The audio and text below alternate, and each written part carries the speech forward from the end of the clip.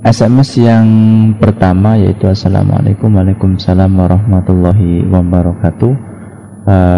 Pak Syekh, saya mau bertanya, bagaimana dengan pernikahan yang dirayakan dengan hiburan yang ada kemaksiatan di dalamnya, Pak Syekh?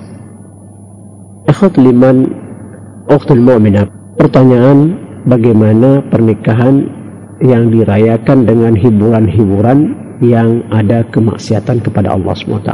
Haram hukumnya, ikhwatul iman.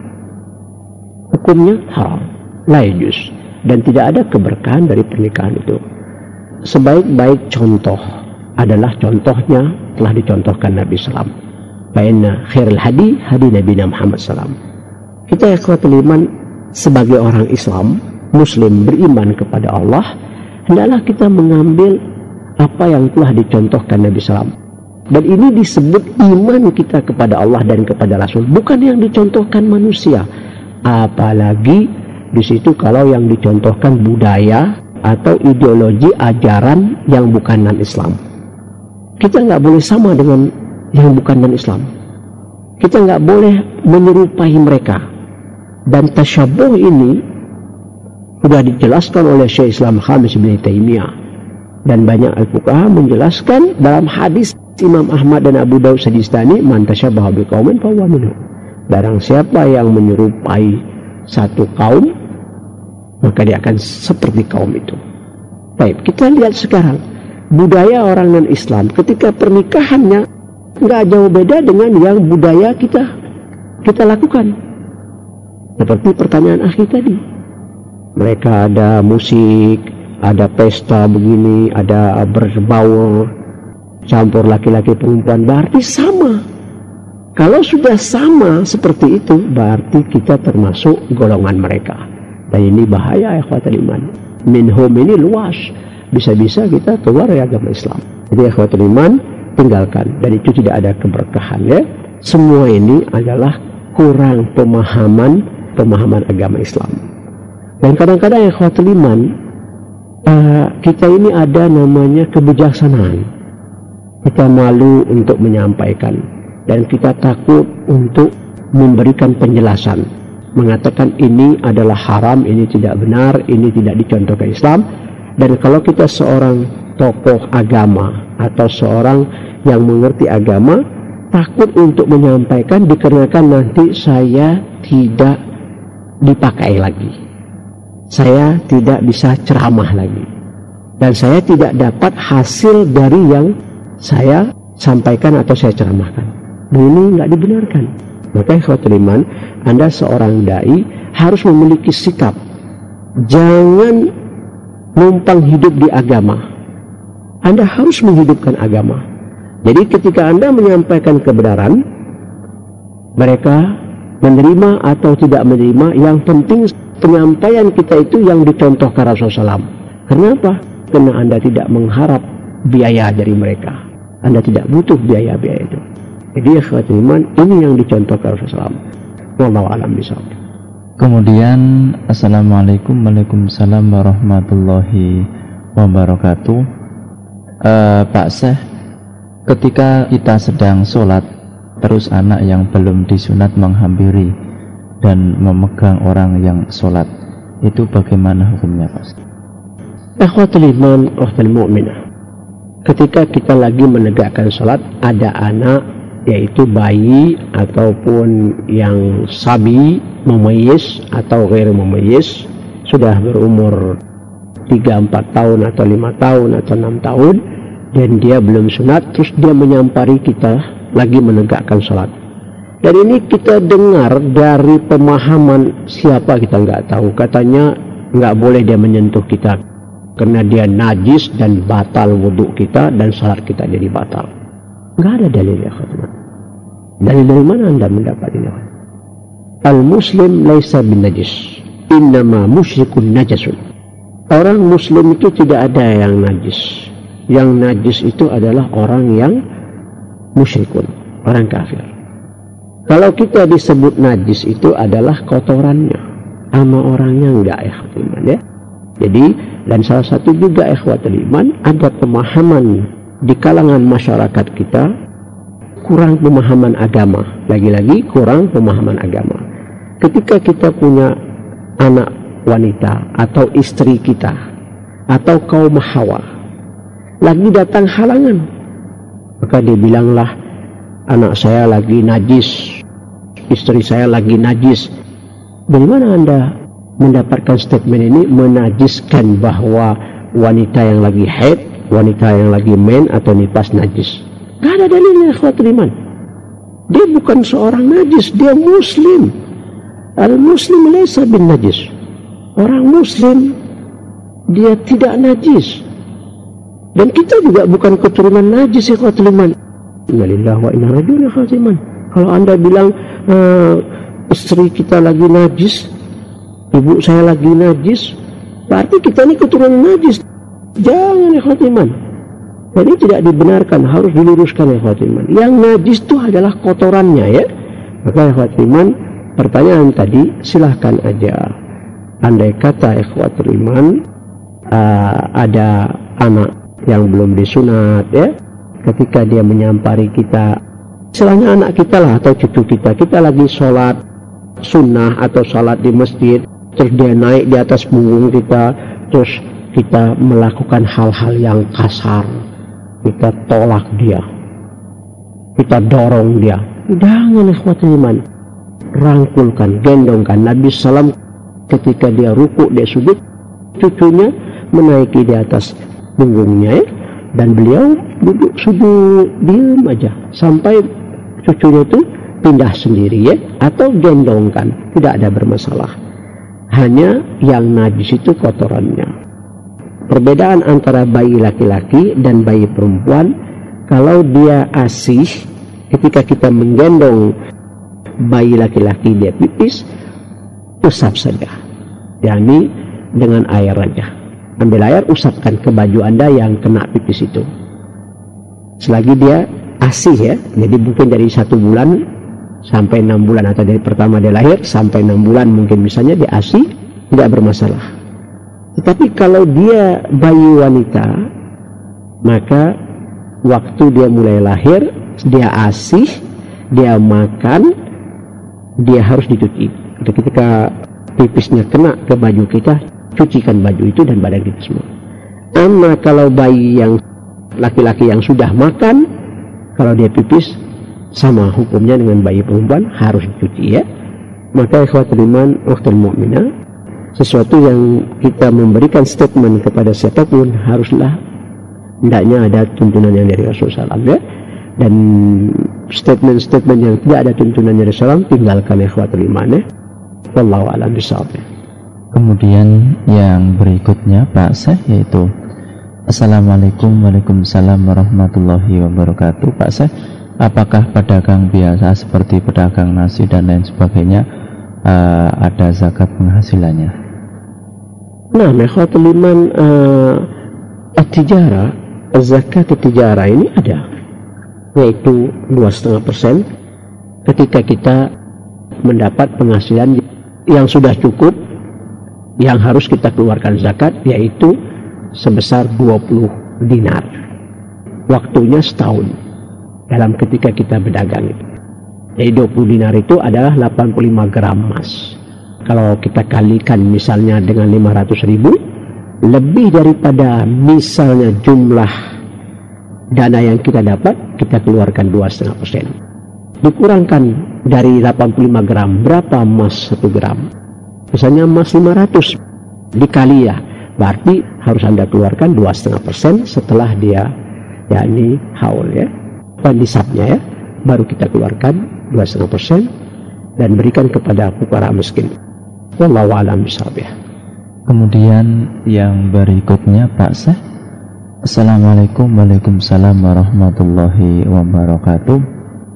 Pak Syekh, bagaimana dengan orang yang percaya dengan hal-hal yang gaib, yang berbau mistik, ya, apakah dapat menyebabkan kita berbuat syirik padahal kita yakin betul terhadap Allah? Nah, ikhwatul iman, ukhtul mu'minah, kita tahu betul di negeri kita yang mistik, yang gaib ini lagi berkembang di kalangan masyarakat kita, ya. Dan ini susah masyarakat kita untuk menghilangi. Seperti pertanyaan akhi ini, percaya mistik-mistik yang gaib, percaya dengan sesuatu barang, bahwa barang ini ada begini, ada begitu, ini ada jinnya, ini ada khadamnya, ini beginilah, ini bisa menyelamatkan. Dan ini semua syirik, tidak dibenarkan. Dan juga kita diminta mencari yang gaib. Lihat di program-program media elektronik, mereka mencari yang gaib, memburu jin, berkelahi sama jin, menangkap jin. Ini orang nggak ada kerjaan, ya kata Iman, ya. Memang negeri kita kurang kerja, ya kata Iman. Ya memang betul. Bagaimana kita mau bekerja? Fasilitas pekerjaan di luar sana nggak ada kesibukan kita. Waktu kita tuh hilang sia-sia tanpa kita gunakan pada tempatnya. Lihat di negeri kafir, walaupun mereka orang kafir, mereka nggak percaya dengan mistik-mistik itu. Mereka sibuk dengan membuat sesuatu teknologi dan mendapat hasilnya. Sementara kita hanya menggunakan saja, menghilangkan waktu kita, cerita-cerita yang dibikin oleh orang yang mengajak kita kesesatan, khurafat. Dan ini haram hukumnya, dan ini bisa keluar dari Islam, ya ikhwatul iman. Dan kita tidak diperintahkan untuk mencari yang gaib. Amaran Allah subhanahu wa ta'ala ala lisan Nabi sallam an na'budul gaib. Kita diperintahkan untuk menyembah yang gaib, bukan untuk mengetahui yang gaib. Ini banyak ikhwatul iman orang menuntut ilmu agama Islam karena saking ingin canggihnya mencari yang gaib. Dan hal-hal yang ini tidak diajarkan oleh Nabi SAW. Kita cukup mengetahui yang gaib, yang tidak bisa kita lihat. La naqdir an nanzur ilaih. Maka amar Allah subhanahu wa ta'ala an nu'minu bil ghaib. Kama qala Allah ta'ala, alladzina yu'minuna bil ghaibi wa yuqimuna sholata wa mimma razaqnahum yunfiqun.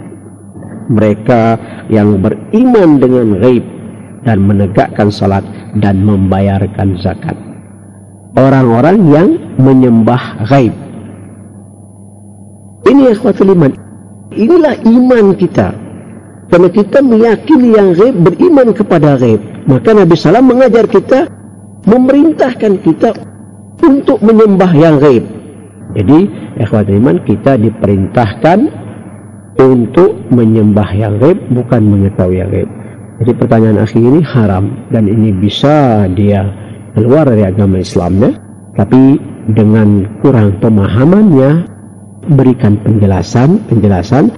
Setelah dia mendapat penjelasan, maka dia melakukan hal-hal ini, maka dia bisa keluar dari agama Islam. Dan tinggalkan ikhwatul iman, yaitu seperti di dalam media elektronik, yaitu semua tidak dibenarkan. Terus ada lagi dalam ramalan zodiak, bulan berapa, tanggal berapa Anda lahir, pada hari ini begini begitu. Ini semua tidak dibenarkan. Man ata ala arrafan lam taqbal salatu arba'in lailah. Barang siapa yang datang kepada tukang ramal, tidak diterima salatnya 40 hari. Dari azwajin Nabi sallam. Hadis ini dari istri Nabi sallam dan juga diriwayatkan oleh Imam Muslim. Fa idza saddaqa, apabila dia percaya, laqad kafar bima anzala Muhammad sallam. Dia kafir apa yang telah diturunkan Nabi sallam, Tubuhillah tawbatan nasuha. Bertobatlah kepada Allah taubat nasuha. Wallahu a'lam bishawab. Kemudian satu lagi Pak Syekh, Assalamualaikum. Waalaikumsalam warahmatullahi wabarakatuh. Pak Syekh, bolehkah saya meminjam emas ke dalam penjual emas? Ikhwatul iman, ukhtul mu'minat, bolehkah saya meminjam emas kepada penjual emas? Ini hati-hati ikhwatul iman, Ini harus betul-betul ada perjanjian. Jadi harus ada kesepakatan dan perjanjian yang jelas di antara yang meminjam, yang dipinjam ini. Masalah emas ikhwatul iman juga, fuqaha sudah memberikan pemahaman ini. La yajuz an tabi'a dhahab bid-din. Tidak boleh kita menjual emas itu dalam utang. Kenapa? Karena dia berbeda, harganya nanti turun naik. Jadi kalau kita menjual emas, jual aja langsung, jangan diutangin. Pertanyaan ini juga, akhi yang bertanya, apa boleh saya meminjam emas kepada tukang yang menjual emas? Misalnya toko emas, saya punya emas, saya pinjamin. Ini harus ada jelas dalam perjanjian supaya tidak ada nanti salah satu dari pihak ini yang dirugikan. Contohnya begini, Anda pinjam emas kepada orang yang menjual emas.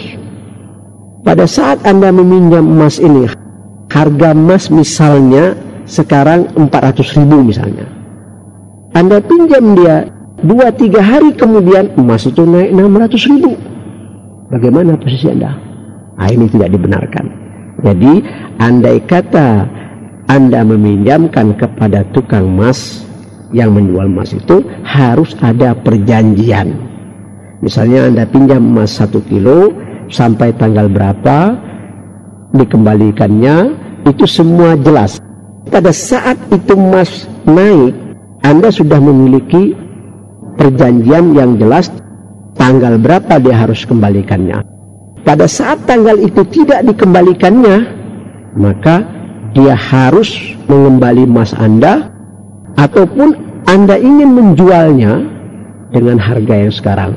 Pada saat jatuh tanggal Anda minta emas Anda kembali, atau Anda jualkan dia harus membayarnya dengan harga yang sekarang berlaku ya.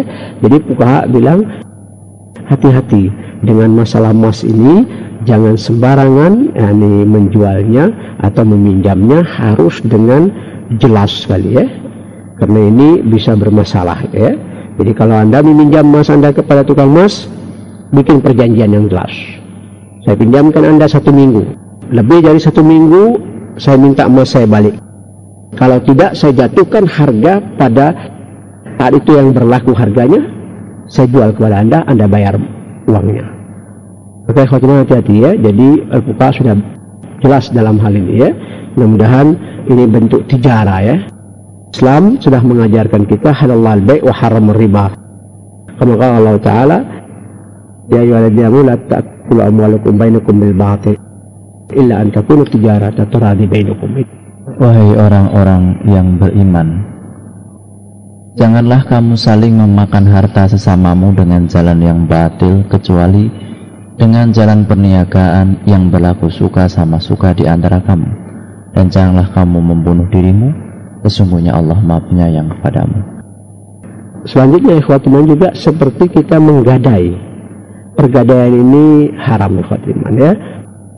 Misalnya Anda butuh dana, emas itu dijual saja, nggak usah digadai ikhwatiman ya.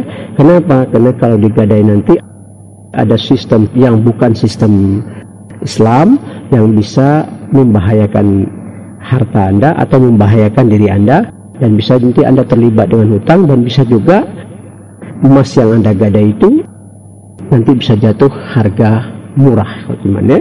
Dan ini tidak dibenarkan di dalam Islam. Jual saja. Kalau pertanyaan tadi, ketika dia meminjam emas harus ada tertulis ya, supaya la dirar wala barar, tidak boleh satu sama lain saling menzalimi ya. Dan ini sudah diajarkan oleh Allah SWT kepada baginda kita Rasulullah SAW. Semua itu sudah dijelaskan Islam. Wallahu a'lam.